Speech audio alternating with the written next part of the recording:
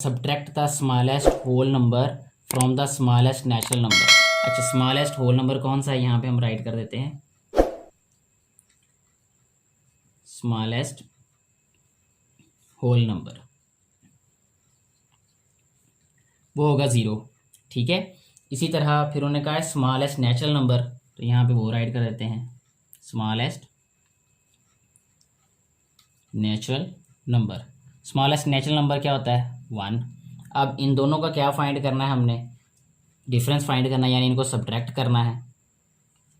तो ये आ रहेगा हमारे पास, इधर डिफरेंस लिख दें,